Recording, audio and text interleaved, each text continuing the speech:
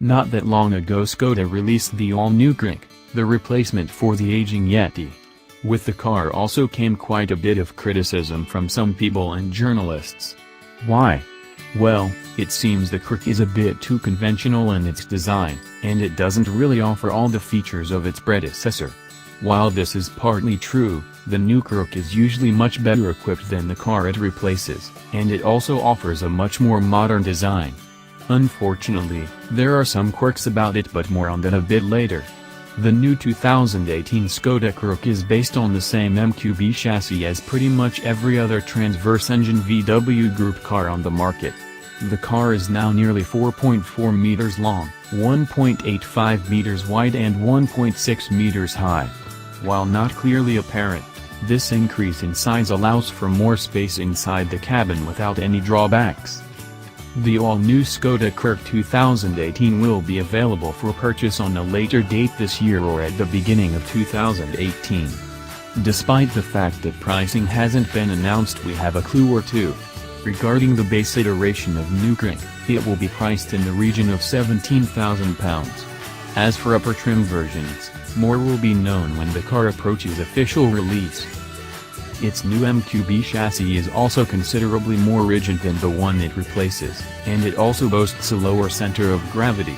On top of that, the car is quite a bit lighter, so it should be better to drive as well.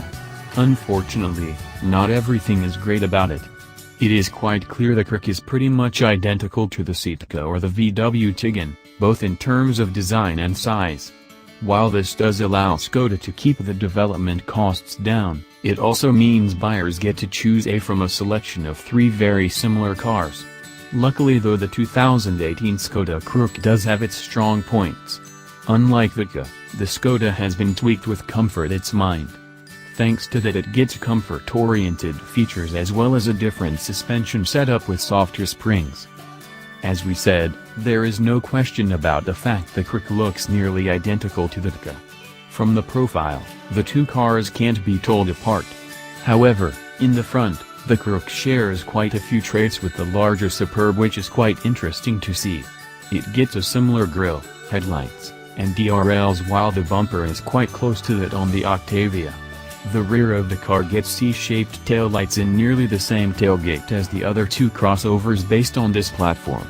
Skoda will be offering unique trims as well as different color choices, but the basic design doesn't change much from the rest. We are glad to say things are completely different on the interior of the 2018 Skoda Karoq. Just like with all the other VW Group cars, it shares parts with its siblings. However, the actual design is all new. The car features a more conservative-looking dashboard, nicely laid out buttons which can easily be reached by the driver without looking. The instrument cluster can be configured with the same fully digital panel seen on the Audi A4 a while back, while VW's all-new 9.2-inch infotainment system can be had as an option. This comes with 64 GB of internal storage, which should be more than enough for a full music library. Options will include Skoda's sports seats seen on the RS Octavia, as well as things like leather and suede upholstery and the driver's aid package. The base model of the 2018 Skoda Karoq will come equipped with a 1.0-liter turbo 3 petrol engine.